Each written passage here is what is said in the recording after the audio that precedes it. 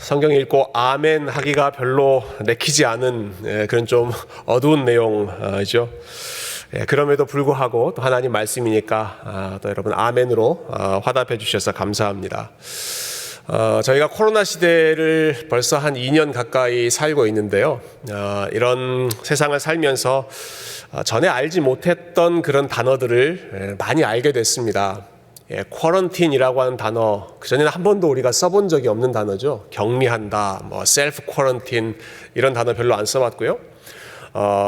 디스턴싱, 소셜 디스턴싱이라고 하는 단어도 별로 써본 적이 없습니다. 사회적인 거리두기라고 하는 표현 억지로 만든 그런 신조어인데 그것도 별로 익숙하지 않은 표현입니다.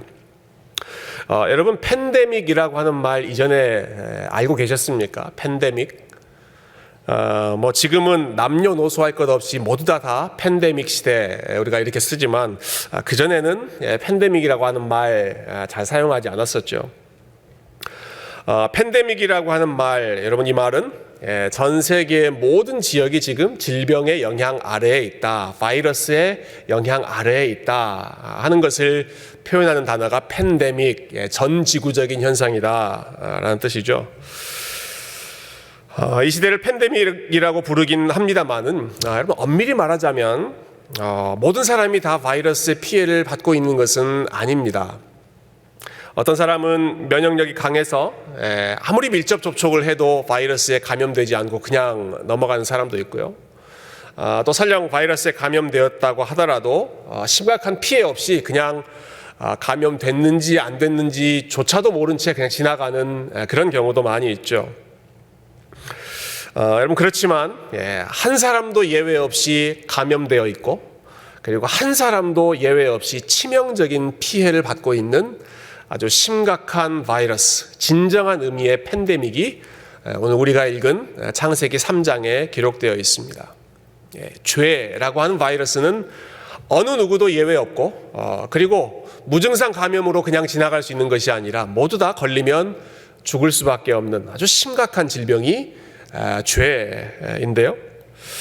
우리가 이 창세기 3장 말씀을 통해서 죄라고 하는 이 심각한 문제가 어떻게 시작되었는지 그리고 그 결과가 무엇인지 또 그 해결책은 무엇인지를 오늘 우리 가스펠 프로젝트의 제3과 인간의 반역이라고 하는 주제로 함께 생각해 보도록 하겠습니다. 우리 1절 말씀 우리 중심으로 오늘 한번 살펴볼 텐데요. 우리 1절만 한 번 더 같이 읽어보도록 하겠습니다. 1절입니다. 시작. 그런데 뱀은 여호와 하나님이 지으신 들짐승 중에 가장 간교하니라. 뱀이 여자에게 물어 이르되 하나님이 참으로 너희에게 동산 모든 나무의 열매를 먹지 말라 하시더냐. 뱀의 등장이 소개되고 있죠. 이 뱀을 가리켜서 1절 말씀에서는 이 뱀은 모든 들짐승 중에 가장 간교했다라고 묘사하고 있습니다. 아주 간교했다. 아주 교묘하면서도 악한 그런 존재였다라고 하는 것이죠. 얼마나 간교했는지 이 뱀이 하와에게 접근하는 그런 방식들을 여러분 주목해 보시면 좋겠습니다. 아담에게 접근하지 않고 하와에게 접근했다. 이거부터가 아주 교묘한 그런 유혹이죠. 창세기 2장을 보면 하나님께서 사람을 만드실 때 누구를 먼저 만드십니까? 아담을 먼저 만드십니다. 그리고 아담을 지으신 후에 금지 명령을 주시죠. 모든 것은 네가 다 먹을 수 있지만 동산 중앙에 있는 그 나무의 열매는 먹지 말아라. 먹으면 정녕 죽게 될 것이다. 금지하셨습니다. 그리고 나서 아담이 혼자 있는 모습이 하나님 보시기에 좋지 않아서 아담의 갈빗대를 빼서 하와를 창조하셨습니다. 그러니까 이 창세기 2장의 순서를 보면 아담을 창조하시고 하나님께서 아담에게 명령을 주시고 그 다음에 하와를 창조하셨다. 그러니까 이 동산나무의 열매를 따먹지 말라라고 하는 이 명령은 아담은 하나님께 직접 받은 것이지만 하와는 직접 받지는 않았습니다. 하와는 아마 아담을 통해서 이거는 하나님이 절대로 먹으면 안 된대, 이런 식으로 한 다리 건너서 들은 사람이 하와이죠. 그러니까 아무래도 믿음의 강도, 그 말씀에 대한 그런 확신이 아담보다는 간접적이었기 때문에 훨씬 더 약했을 것입니다. 바로 그 하와의 약한 그 측면을 뱀이 접근해서 공략하기 시작한 것이죠. 아주 간교한 접근 방식입니다. 이렇게 여자에게 먼저 접근한 다음에 곧바로 아주 교묘하게 이제 하나님의 말씀을 왜곡하기 시작하는데요. 우리말 성경에 보면 이제 뱀이 하는 첫 번째 말이 하나님이 참으로 너희에게 동산 모든 나무의 열매를 먹지 말라 하시더냐 하는 질문. 우리말은 아주 점잖게 이렇게 번역이 되어 있습니다. 저도 이번에 오늘 말씀 준비하면서 좀 새롭게 배운 내용인데 히브리어 원어를 보니까 제일 처음에 나오는 단어가요. 우리말은 하나님이로 시작하는데 히브리어 원어는 이 앞키라고 하는 단어인데 이 말은 감탄사라고 합니다. 일종의 감탄사입니다. 이걸 감탄사이기 때문에 여러 가지 방식으로 번역을 할 수 있을 것 같은데요. 이런 식으로 이해해보면 좋을 것 같습니다. 자, 뱀이 지금 여자에게 와서 제일 먼저 하는 말입니다. 진짜? Really? 이게 첫 마디입니다. 첫 마디. 진짜? What? 뭐 또 이렇게도 번역할 수 있지 않을까요? 웬일이니? Oh no. 뭐 애들 하는 말로 하면 뭐 what the 뭐 여러 가지 표현이 있겠죠. 진짜? 설마? 뭐 이런 뉘앙스의 그 감탄사로 처음 오자마자 이 하와의 마음을 한번 뒤흔드는 것입니다. 그러면서 영어로는 참 재밌게 번역이 되어 있습니다. Did God really say? 하나님이 정말로 그렇게 말씀하셨어? 라고 묻는 것입니다. 그러니까 그냥 어떤 아무런 전략 없이 이런 의심을 심는 것이 아니라요. 제일 먼저 부정적인 의도를 가지고 정말이야? 설마? 하와의 그 호기심 많은 마음에 일단 이렇게 한번 감탄사로 흔들고 그 다음에는 하나님이 하신 말씀을 정면으로 왜곡하죠. 하나님이 진짜 동산 모든 나무의 열매를 먹지 말라고 하셨어? 아무것도 먹으면 안 된대? 여러분, 하나님 그렇게 말씀하신 적이 없으셨죠. 잘 아시는 것처럼 우리 하나님은 동산에 있는 모든 나무 열매는 네가 다 먹고 싶은 대로 먹어라. 딱 한 가지만 먹지 않음으로써 내 말씀에 순종한다는 것을 행동으로 보여라. 이렇게 말씀하셨습니다. 그런데 뱀은 제일 먼저 정말이야? 그렇게 감탄사를 던지면서 마치 하와가 무척 부당한 대우를 받고 있다는 듯이 그 대화를 주도하기 시작하죠.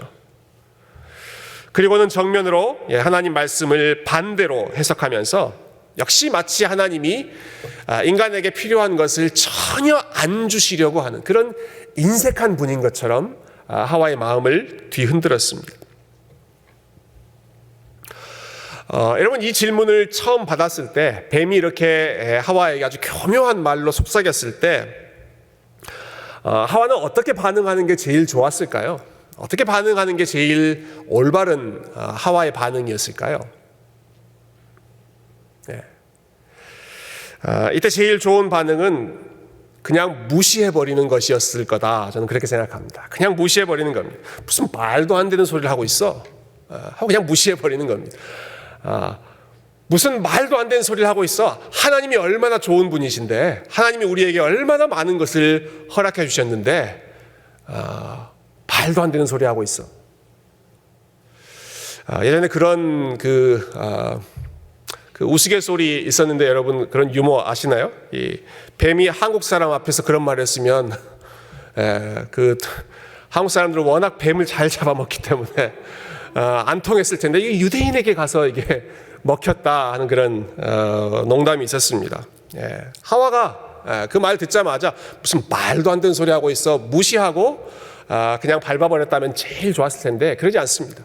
호기심 많은 이 하와가 이 뱀과 대화하기 시작합니다. 오버하면서 반응하죠. 동산에 있는 모든 열매들은 우리가 다 먹을 수 있지만 그 중앙에 있는 것은 먹지도 말라고 하셨고 만지지도 말라고 하셨고 그것을 먹으면 혹시 죽을까 하노라. 하나님이 그렇게 말씀하셨다. 이렇게 살짝 틈을 보이니까 그 다음에는 뱀이 정면으로 공격합니다. 아니 너희가 결코 죽지 않을 것이다.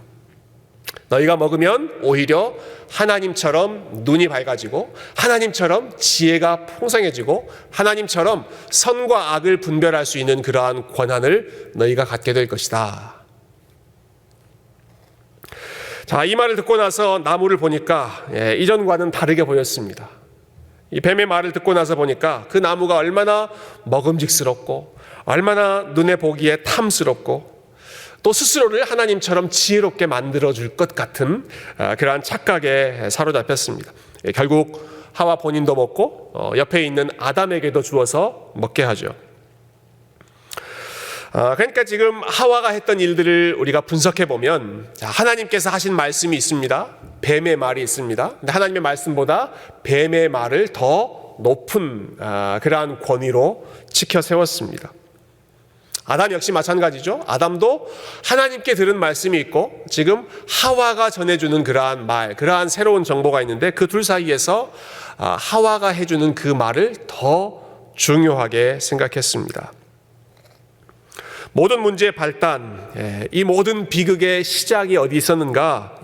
하나님 말씀에 대한 의심, 하나님 말씀에 대한 왜곡, 하나님 말씀에 대한 그 평가 절하, 그분의 가치, 그분의 말씀을 다른 것보다 더 낮은 권위로 생각하는 것.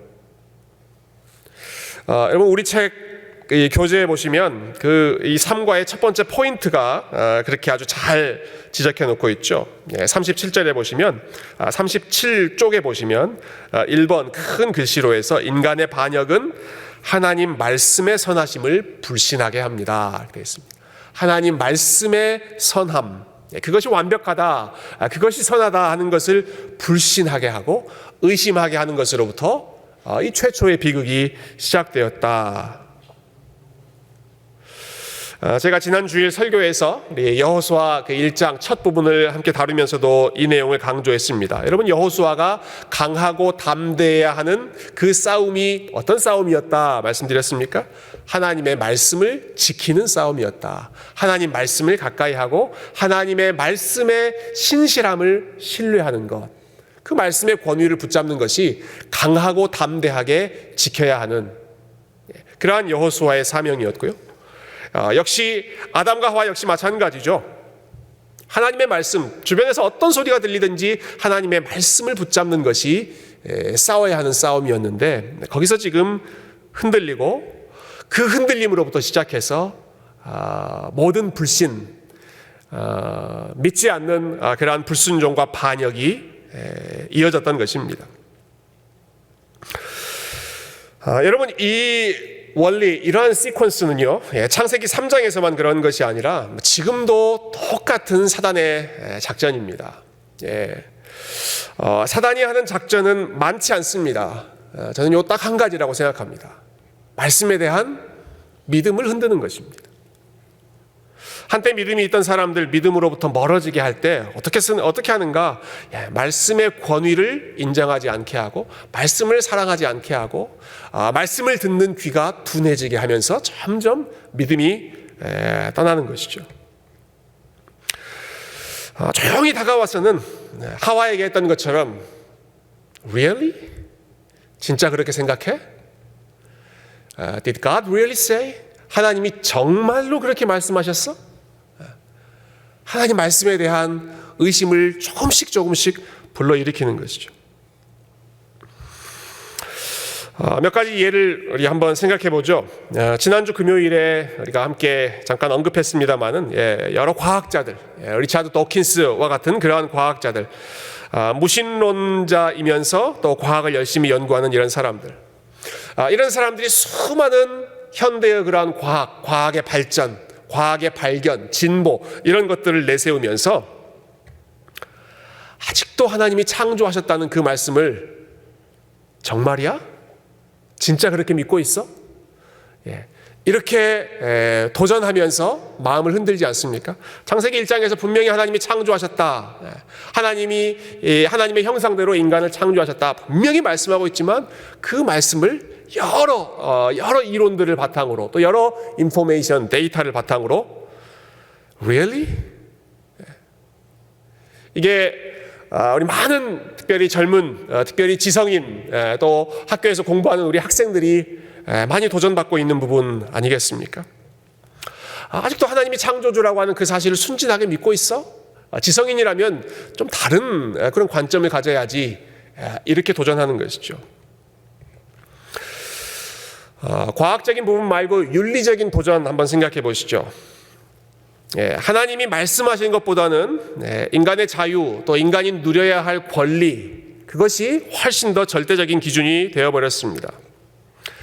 하나님께서 사람을 창조하실 때 남자와 여자 두 성별로 창조하셨다라고 하는 이 생물학적인 성, 하나님이 창조하신 그러한 성보다 그것은 이제 부차적인 것으로 전락해 버렸고요.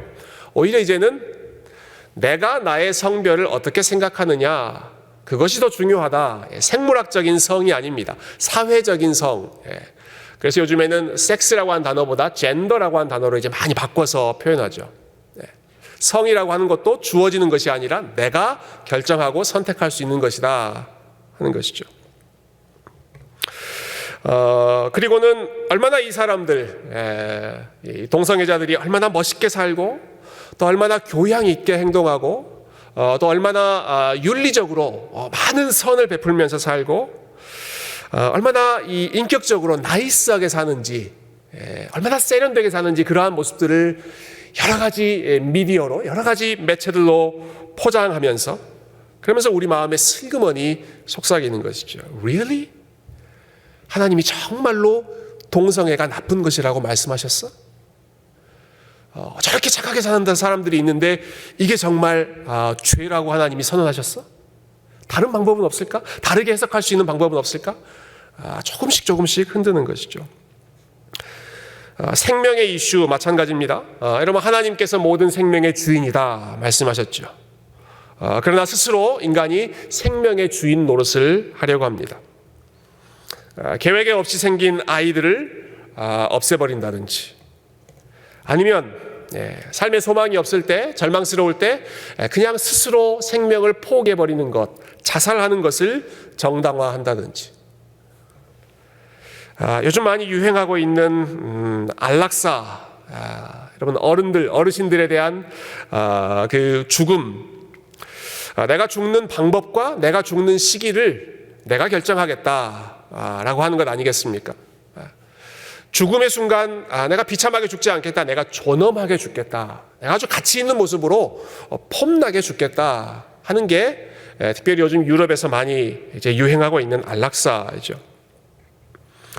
하나님께서 생명은 나의 것이다, 생명을 창조한 이가 나이고, 생명을 가져가는 것, 주는 것, 가져가는 것 하나님이 하시는 것이다 라고 분명히 성경은 말씀하고 있는데, 역시 이 이슈, 생명의 이슈도 사단이 와서 속삭이는 것입니다. Really? 정말 그럴까? 하나님이 정말로 그렇게 말씀하셨을까? 우리가 결정할 수 있는 권한은 없는 것일까? 당연히 인간의 권리가 중요하죠. 여러분, 인간의 생명이 얼마나 중요하고 존귀합니까? 여러분, 인간의 권리, 인간의 생명을 하나님보다 더 중요하게 생각하는 그러한 대상은 없습니다. 우리가 지난주에 함께 나눴던 것처럼 인간의 위치를 하나님의 형상만큼, 하나님의 거의 버금갈 수 있는 그러한 위치만큼 높여주신 분이 하나님이십니다. 인간의 권리, 인간의 존엄함을 제일 중요하게 생각하는 분이 하나님이시죠. 아무리 인권이 중요하고 아무리 인간의 존엄성이 중요하다고 하더라도 그것이 하나님의 말씀보다 더 높아질 수는 없습니다. 그러나 지금은 하나님의 말씀보다 인간의 권리, 인간의 선택, 인간의 결정, 이런 모든 것이 더 높은 위치를 차지하고 있는 것이죠. 좀 안타까운 일은요, 이렇게 말씀의 권위가 약해지는 데 있어서 신학의 어떤 잘못, 신학의 역할도 무척 크다고 할 수 있습니다. 오래전부터 신학에서, 또 신학교에서 굉장히 많이 논쟁이 되고 있는 그러한 이슈 중에 하나는요, 이 창세기 3장에 대한 그 신학적인 디베이트입니다. 참 아이러니하죠. 하나님의 말씀의 권위를 무시하면서 이 모든 비극이 시작되었는데 그 본문을 다루면서 하나님의 말씀을 제대로 인정하지 않는 모습이 참 많이 나타납니다. 창세기 3장은 정말로 일어난 사건일까 하는 부분부터 문제를 삼기 시작하는 것이죠. 말하는 뱀이 정말로 말했을까? 아담은 실제로 존재한 역사적인 인물일까? 아니면 어떠한 교훈을 주기 위해서 하나의 그 이야기의 주인공으로 만들어진 것이 아닐까?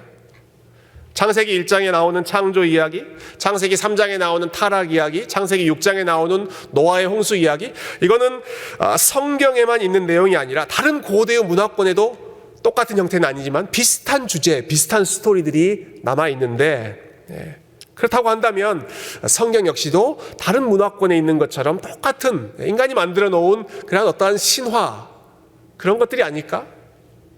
마치 우리나라에 단군 신화가 있는 것처럼 성경은 이스라엘 사람들이 믿었던 그 최초의 그들 나름의 신화가 아닐까? 여러분 이러한 그 논쟁, 이러한 이슈들이 참 안타깝게도 참 하나님의 말씀을 절대 기준으로 붙잡아야 하는 신학교 안에서 이렇게 디베이트 되고 있다는 것이 참 안타까운 현상이죠.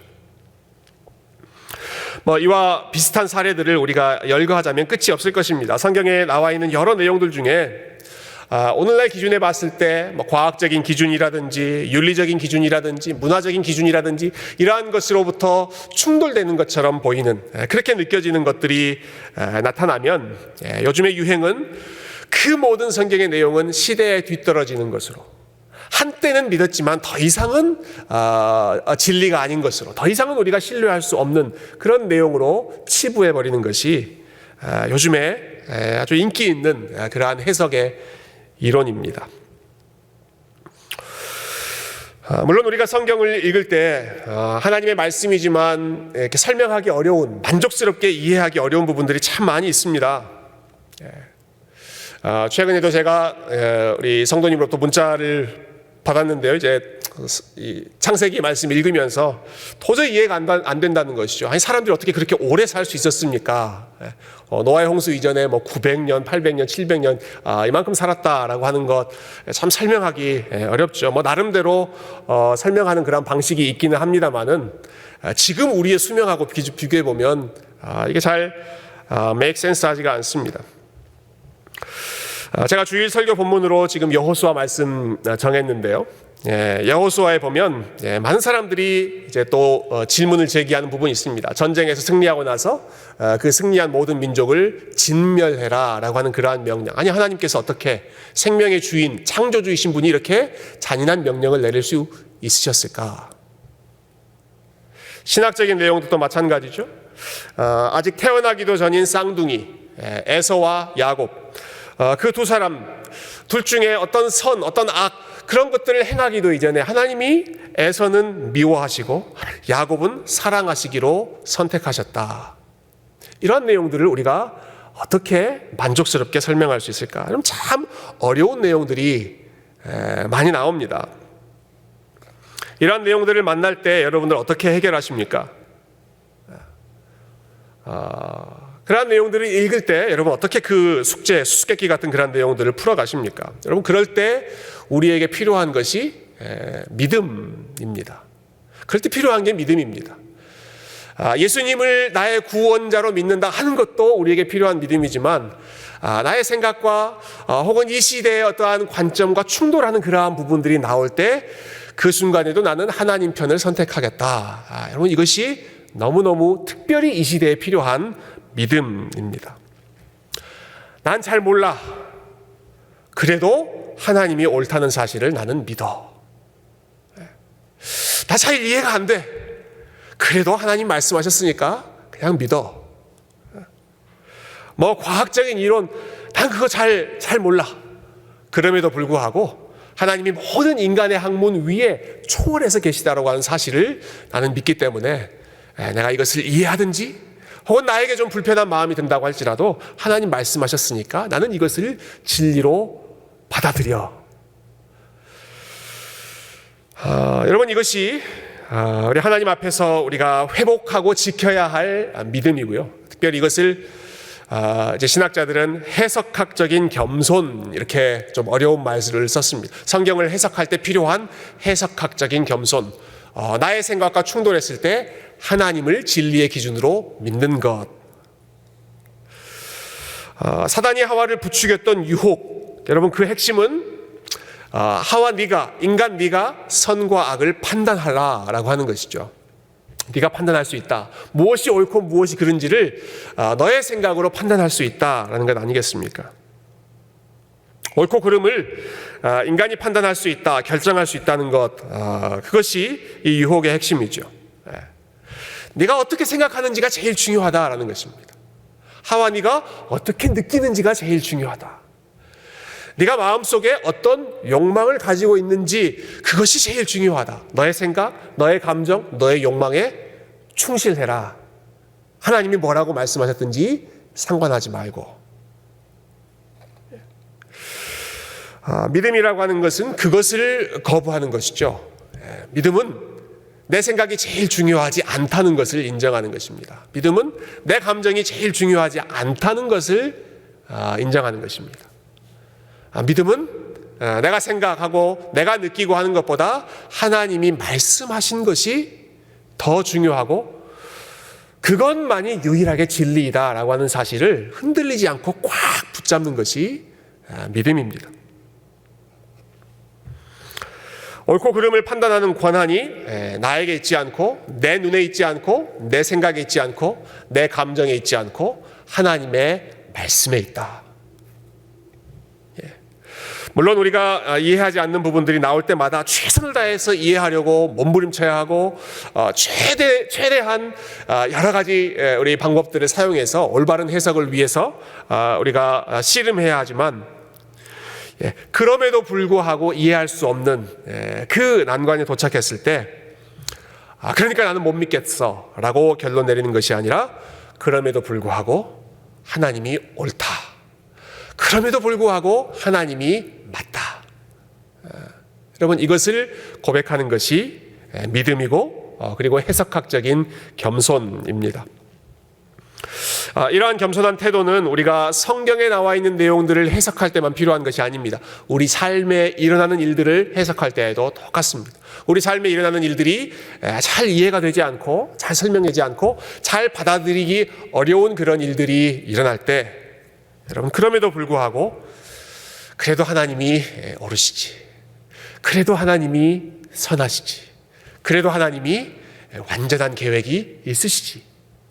여러분 이것을 인정하는 것이 우리가 말씀을 읽을 때나 그리고 우리의 삶을 해석할 때나 반드시 필요한, 우리가 어떻게 유혹하든지 really? 정말 그럴까? 정말 하나님이 그렇게 말씀하셨을까? 어떤 방식으로 유혹하든지 흔들리지 않고 하나님이 그렇게 말씀하셨어. 하나님이 그렇게 말씀하셨으면 그걸로 끝이야.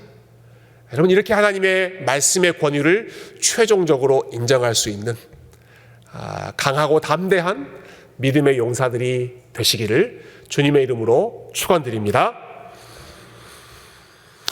여러분 오늘 본문에서도 이 모든 혼란스러운 그러한 비극의 상황 속에서 하나님이 여전히 선한 분이시다라고 하는 사실을 우리에게 보여줍니다. 여러분 아담과 하와가 이 선악과를 따먹은 이후에 일어난 일들 우리가 잠깐 살펴보고 말씀을 마쳐보죠. 이 열매를 따먹은 이후에 아담과 하와는 이전에 한 번도 경험해보지 못한 일들을 경험하기 시작합니다. 여러분 이전에는 그들이 늘 동산에서 하나님과 즐겁게 동행했습니다. 늘 하나님이 부르시는 소리가 반가웠습니다. 하나님이 아담아 하와야 부르시면 멀리 있다가도 하나님께로 달려가서 하나님 저 여기 있습니다 이렇게 가까워지는 것이 둘 사이의 관계였습니다. 그런데 이제부터는 그렇지 않죠. 아담과 하와는 하나님으로부터 도망치기 시작합니다. 나무 뒤에 숨습니다. 하나님이 동산 위에 거니시는 그 소리, 어떤 소리였는지는 모르겠습니다만은 하나님과 관련된 바스락거리는 소리만 들려도 하나님으로부터 두려워서 멀리 도망치는 그런 도망자가 되어버렸습니다. 8절 말씀해 보니까 그들이 여호와의 낯을 피했다라고 하죠. 하나님의 얼굴을 뵙기가 두려워지는 것이죠. 하나님께서 아담에게 경고하실 때 이 열매를 따먹으면 정녕 죽게 될 것이다, 이렇게 말씀하지 않으셨습니까? 비록 아담의 생명 이후에도 950년 가까이 계속 지속됩니다. 하와의 생명도 물리적인 생명, 육체적인 생명은 계속 유지되고 지속되지만 여러분, 이들이 더 이상 하나님을 가까이 하고 싶지 않고 더 이상 하나님이 말씀하시는 소리가 반갑지 않고 하나님의 인기척, 하나님의 움직이는 그 소리만 들려도 두려워서 숨고 싶은, 하나님을 만나고 싶지 않은 그러한 마음, 하나님과 관계가 끊어진 것, 네가 정령 죽으리라 하는 말씀이 바로 이러한 의미였습니다. 하나님과의 관계가 끊어진 것이 죽음의 성경적인 의미였습니다. 또 다른 측면에서의 죽음이 나타나죠. 하나님과 사람 사이의 관계가 끊어진 것뿐만 아니라 사람과 사람 사이의 관계가 끊어지는 것이죠. 원래 아담과 하와는 벌거벗었지만 부끄러워하지 않는, 가장 은밀한 부분들, 가장 부끄러울 수 있는 것까지도 부끄러워하지 않는 모든 것을 투명하게 나누는 그러한 친밀한 관계였지만 죄가 들어온 뒤로는 서로가 서로를 손가락질합니다. 아담이 하와를 손가락질하고 하와는 뱀에게 책임을 전가하고 서로가 서로에게 손가락질하면서 당신 때문이야 라고 책임을 전가하죠. 네가 없었으면 이런 일이 일어나지 않았을 텐데, 네가 없었으면 더 좋았을 텐데, 당신 때문에 이 모든 사단이 일어났다. 서로 간에 손가락질하고 책임을 전가하는, 보호하고 부끄러움을 나누는 그런 관계가 아니라 부끄러움을 가리고 서로를 책망하고 비판하는 그러한 관계, 역시 또 다른 의미에서의 죽음입니다. 사람과 사람의 관계가 끊어지는 것이죠. 여러분, 이것이 죄의 결과였습니다. 그러니까 죄의 증상, 죄라고 하는 바이러스가 우리 안에 감염되었을 때 나타나는 증상은 하나님 앞에 나아가는 것이 싫어지고 사람과 사람 사이에 하나 되는 것이 싫어지고 그 관계가 단절되는 것. 내가 영적으로 지금 살아있는가 죽어있는가, 병들어 있는가 건강한가, 여러분, 이것을 우리가 진단할 수 있는, 요즘에 바이러스 셀프 진단, 가정에서도 진단할 수 있는 그런 키트 정부에서 준다고 해서 저도 신청했습니다만은 우리의 영적인 그 질병을 진단할 수 있는 그 기준이 이것이죠. 내가 하나님께 가까이 가는 것이 즐거운가? 하나님 예배하고 하나님 말씀 읽고 하나님께 기도하는 것이 즐거운 마음인가? 아니면 어떻게든 좀 숨어보려고, 어떻게 보든 피해보려고 애쓰고 있는가? 내가 사람을 대하는 관계가 어떤가? 내가 가족을 대하는 관계, 내가 공동체의 다른 지체들과 맺는 그런 관계가 어떤가? 내가 나의 연약한 부분까지 함께 나누고 은밀하게 하나 되는, 그러면서 서로의 연약함을 불쌍히 여기는 그러한 관계인가? 아니면 손가락질하고 비판하고 문제를 들추어내고 그리고 사람과 사람 사이에 별로 가까이 하고 싶지 않은, 여러분, 이것은 그 성격의 문제가 아닙니다. 성격의 문제가 아니에요. 사람을 좋아한다, 사람을 싫어한다, 이건 성격의 문제가 아니라 죄의 문제입니다. 죄의 문제. 물론 성향에 따라서 더 적극적으로 사람을 가까이 하는 사람도 있고 좀 더 소극적으로 사람과 관계 맺는 그러한 차이가 있겠습니다만은 사람과의 관계가 멀어지고 가까워지고 하는 것은 죄의 문제입니다. 죄가 들어오면, 죄가 우리의 마음을 지배하면 하나님께 나아가는 것도 싫고 사람을 만나는 것도 싫어지는 것이죠. 여러분, 이 상태가 계속되었다면 인간에게는 아무런 소망이 없었습니다. 그렇지만 참 감사하게도 하나님께서는 가장 절망적인, 가장 어두운 순간에도 하나님께서 은혜로 그 상황 가운데 개입하시죠. 제일 먼저 나타난 하나님의 은혜의 손길은 숨어있는 그 아담과 하와를 찾아내시는 것입니다. 찾아오셔서 그들을 부르시고 그들과 대화를 시작하십니다. 아담과 하와가 하나님께 잘못했습니다 나아가는 것이 아니라 하나님께서 숨어있는 아담과 하와에게 오셔서 너희가 지금 어디에 있느냐 찾아 나서시는 하나님이시죠. 그리고 이 문제를 해결해 줄 궁극적인 구원자를 하나님께서는 동시에 즉각적으로 약속해 주셨습니다. 오늘 본문에 좀 뒤로 넘어가면 3장 15절 말씀 있습니다. 3장 15절.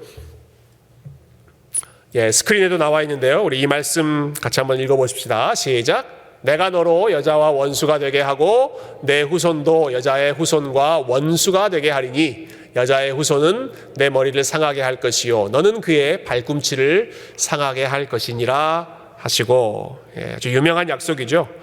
많은 학자들이 첫 번째 복음의 약속이다라고 부르는 여인의 후손에 대한 약속입니다.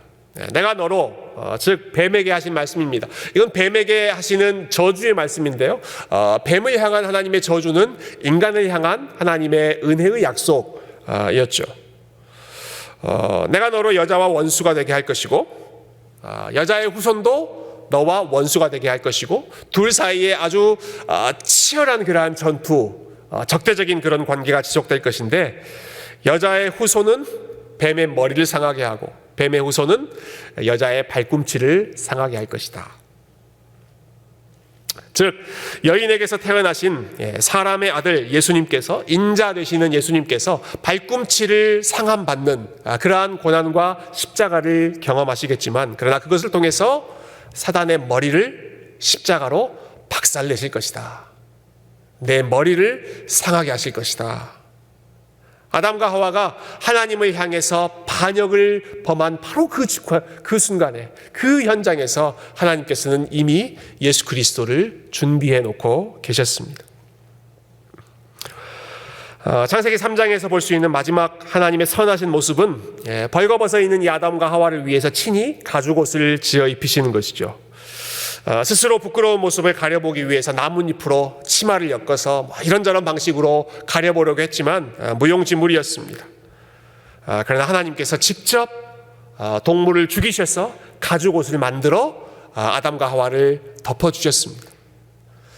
그들의 허물을 가리기 위해, 그들의 수치를 덮어주시기 위해 하나님께서 사용하신 방법이 동물을 죽이는 것, 가죽을 만드는 것, 피를 흘리는 것이었고, 그리고 이후에 이스라엘 백성들이 하나님 앞에 나아갈 때마다 그들이 했던 제사의 핵심은 동물의 죽음으로, 동물의 피로 자신들의 죄를 가리는 것이었고, 그리고 궁극적으로는 온 세상을 위한 어린 양 되시는 예수 그리스도의 피, 그분이 가지고 있는 온전한 거룩함과 의로움의 옷으로 우리 모든 죄인들, 저와 여러분을 덮어주시는 것이 이 비극의 현장에서 하나님께서 준비해 놓으셨던 구원의 계획이고 복음의 역사가 시작되는 그러한 출발점이었습니다.